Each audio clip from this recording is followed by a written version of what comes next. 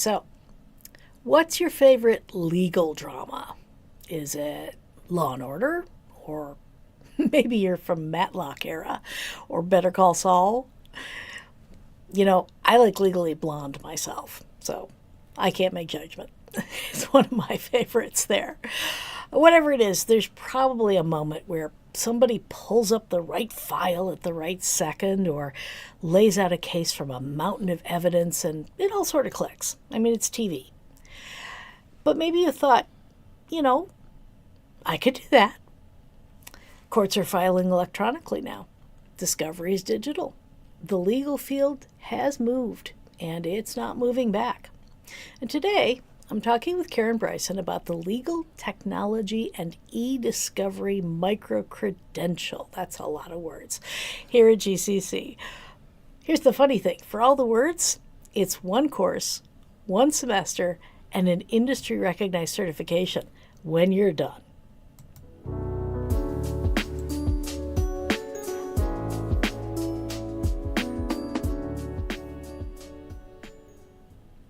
So, Karyn, welcome to Study With Me.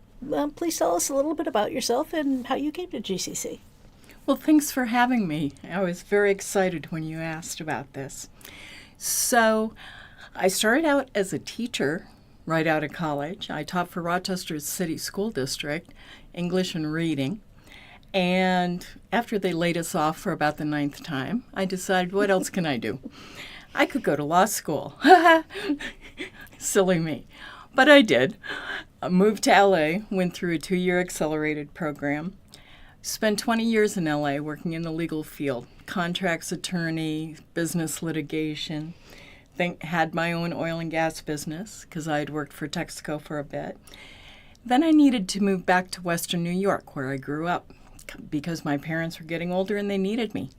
So I moved back, was working as a waitress for a time when I first moved back, and started teaching business law at the Dansville campus in 2006. So I'm celebrating my 20th year at GCC. Oh, congratulations. And then I started working in the paralegal studies division, teaching there. And when the former director retired, I took over, and I've made a lot of changes.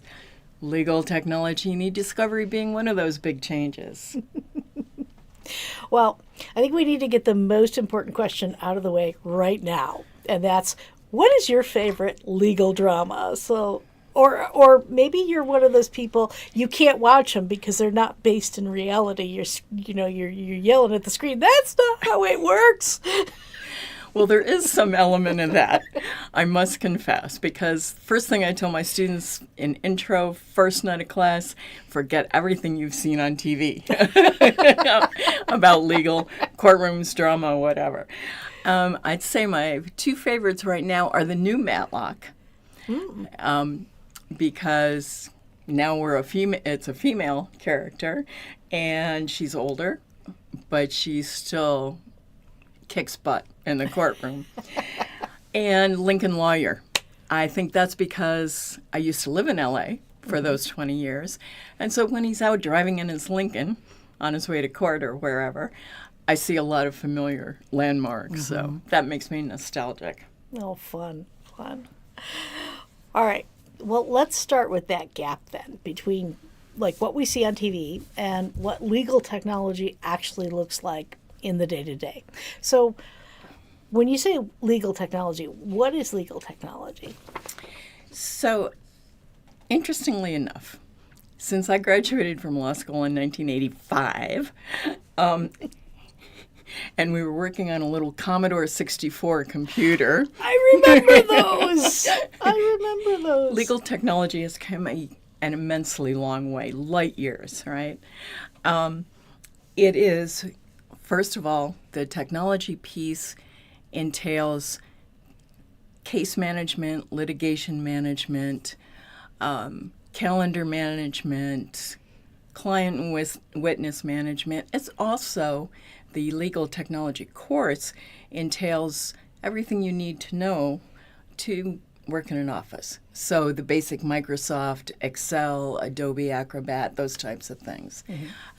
So that's why the course actually meets the SUNY Gen Ed requirement for technology. Oh, nice, nice. And then there's that term that goes on there, okay, legal technology, okay, we got that. But e-discovery, I mean, that's something that, is a little bit more out there. People may not have heard of it or not understand it.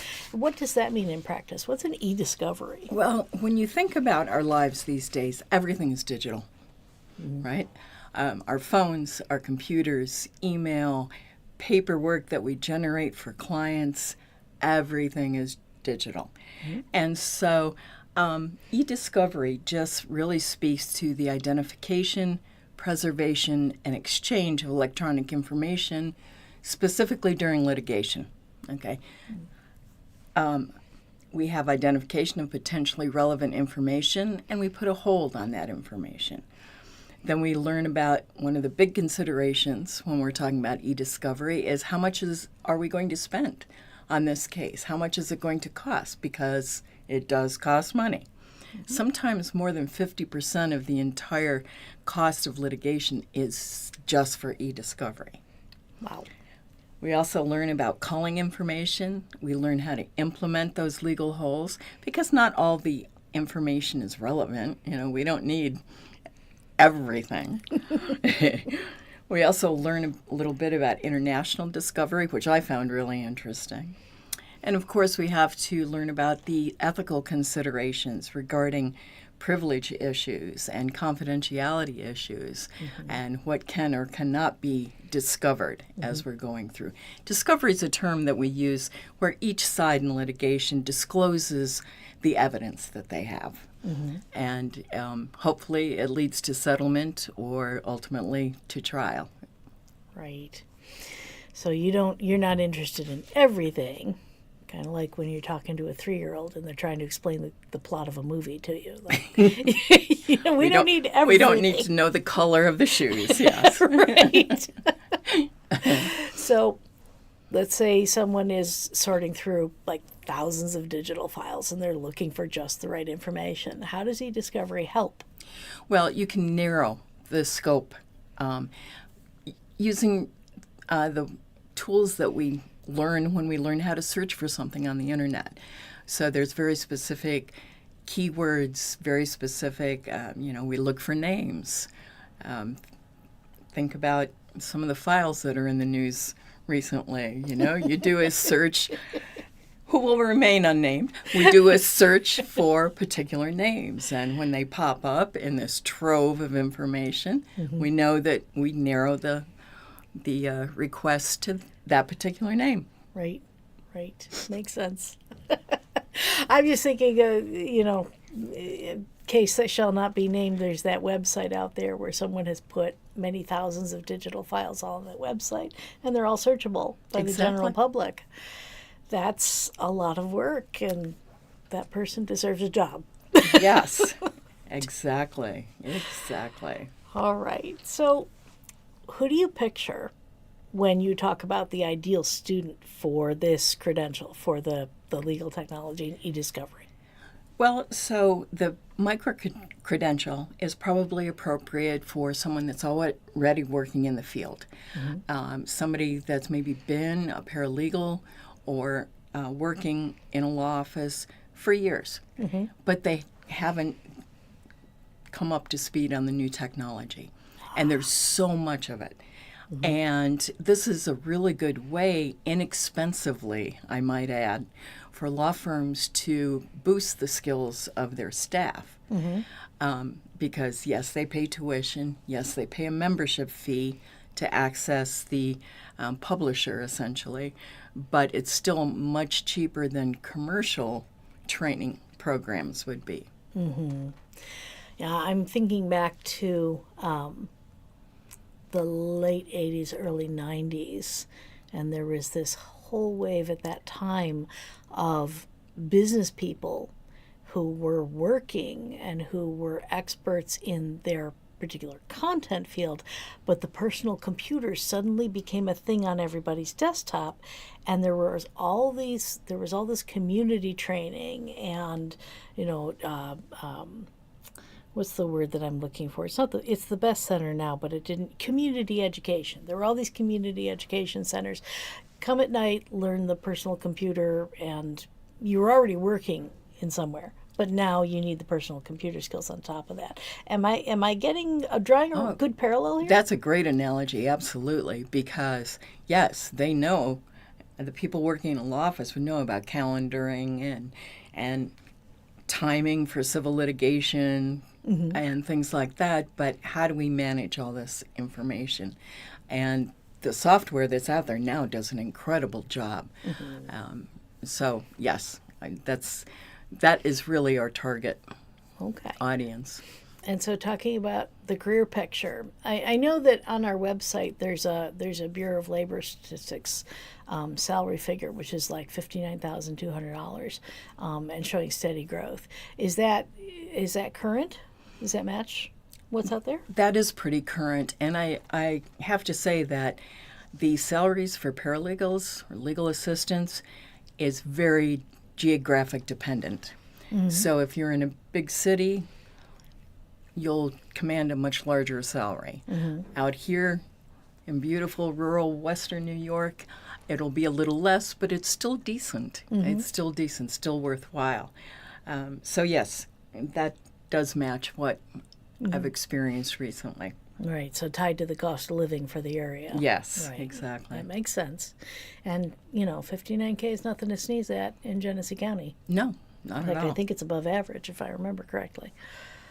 So, say somebody's thinking about updating their skills, there's a reason to do this now rather than later, no? Absolutely. It's only going to, the field of software and the programs that are available is only going to increase. So better get in on the ground floor. Yeah. As long as you don't make up your citations with AI. That's a whole nother podcast.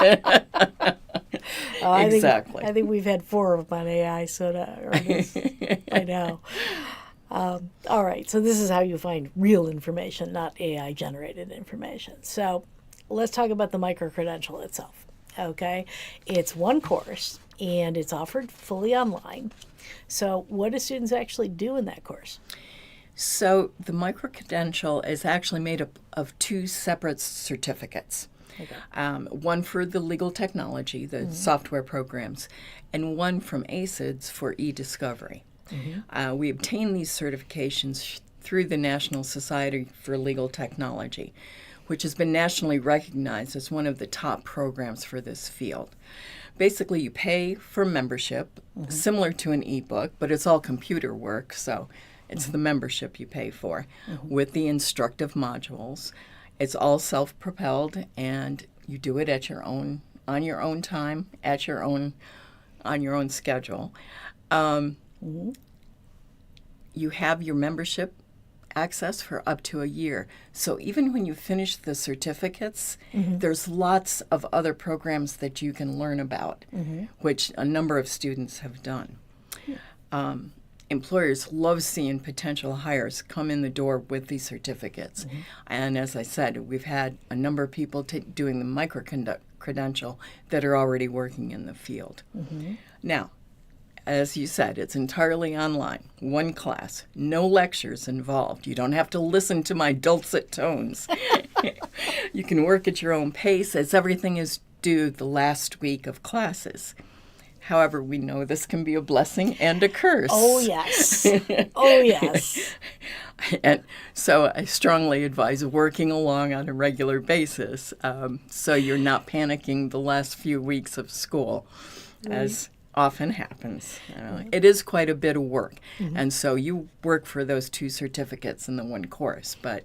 Right. So I'll put a callback in here to one of our earlier podcast episodes where we did it, and the episode is called 7-Day Study Plan, where you literally sit down with a weekly calendar and figure out when you're working, when you have to take care of the kids, when you have to clean the house, when you have to shower, when you need to sleep, and then you figure out how you're going to fit your study time in there so that you can progress at a regular pace and not get lost in an asynchronous class. Exactly. Yeah. And, I'm as guilty as anyone. I had to learn the hard way for my first online class. Mm-hmm. And I was teaching it. I think we've all had that. If we've had online classes, my first fully online class was graduate school, and it was interesting.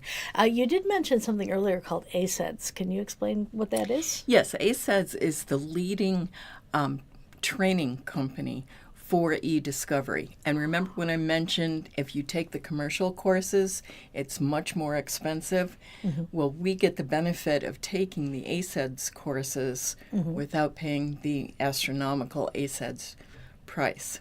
Oh. It's the Association for something e-discovery. Okay. So. All right. Well, that's definitely a benefit.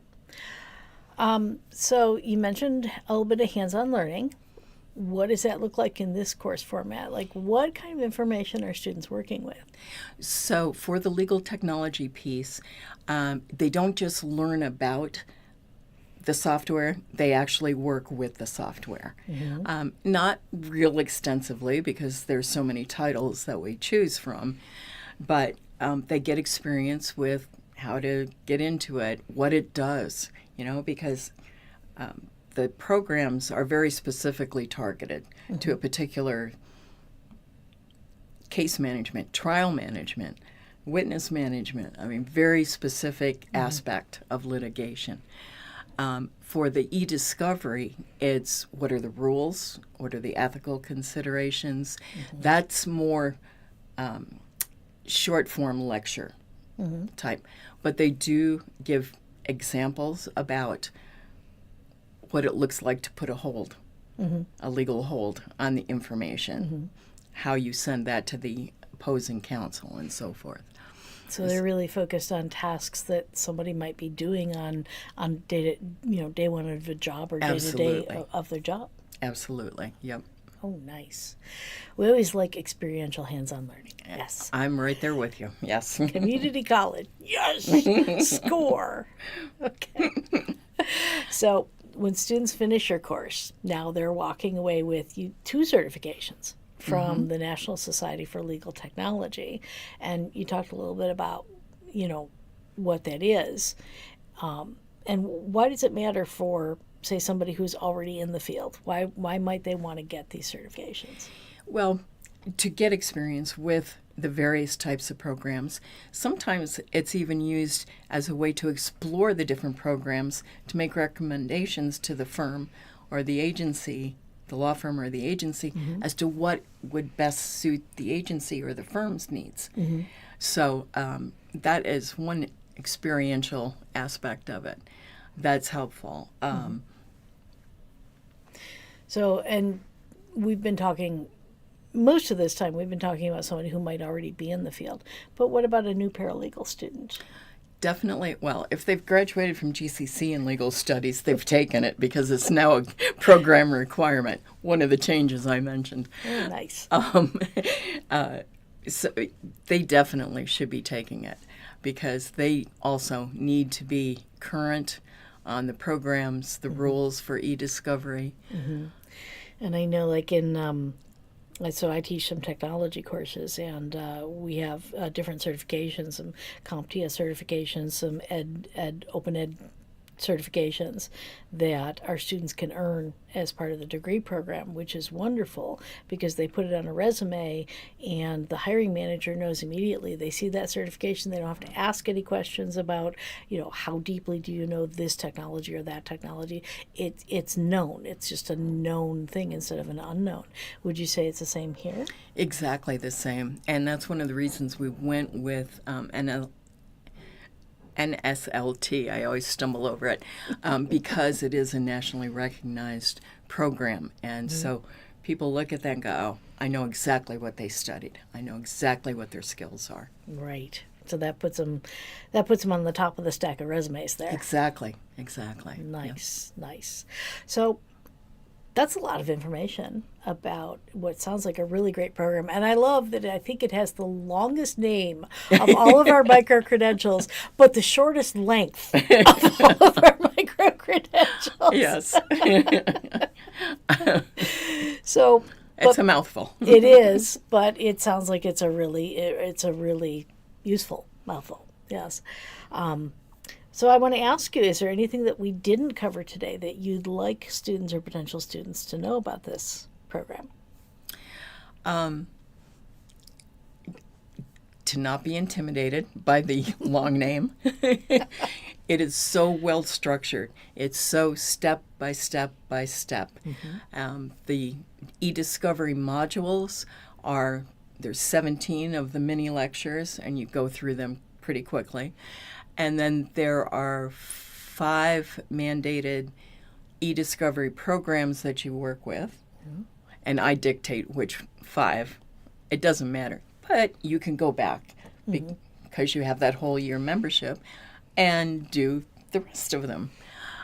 For the legal technology, again, it's got a lot of the basics. Microsoft 365, Excel, Adobe, SharePoint, Google Docs.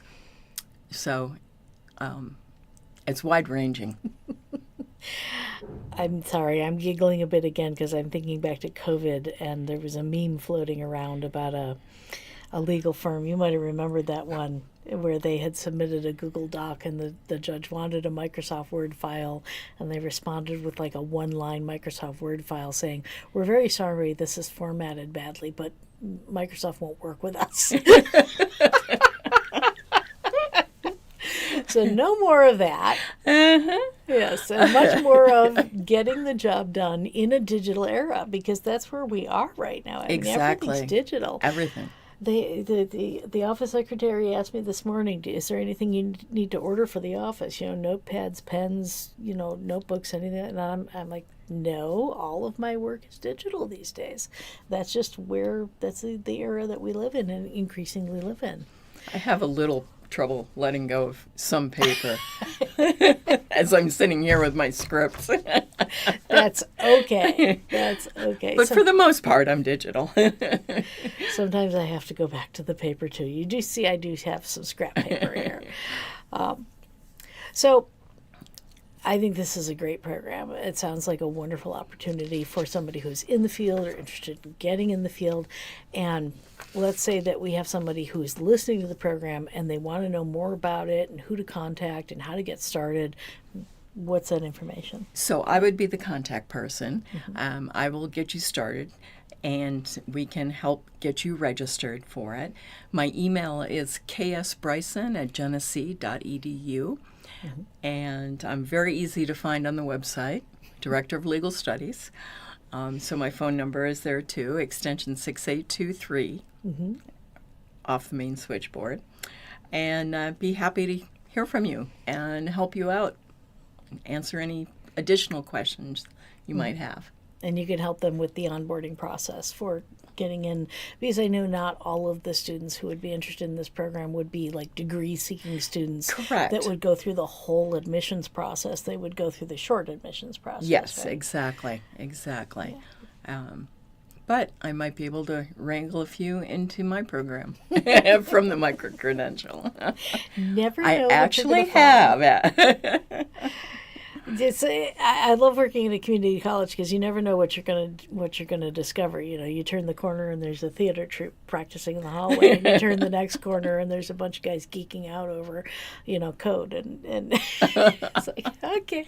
That's the beauty of it, though, isn't it? Yes, absolutely. It's such a gorgeous environment. And I do want to remind anyone who's listening that web and email addresses that we are mentioning during this episode are in the description of the episodes, so they're all spelled out there so that you have them. So, Karyn, thank you so much for being here. Thank you for having me. E-discovery, it might not be as dramatic as what we see on the screen, It's not the smoking gun memo that you pull out of the file, but It's still a necessary and important and they- sometimes decisive part of litigation. Yeah, yeah. Certainly one course in credentialed, that sounds like a great ending. That sounds like a great ending.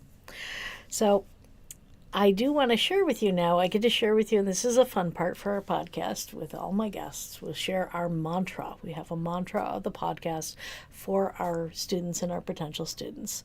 And our mantra is progress, not perfection. Love it. Awesome. Thank you for being here. Thanks.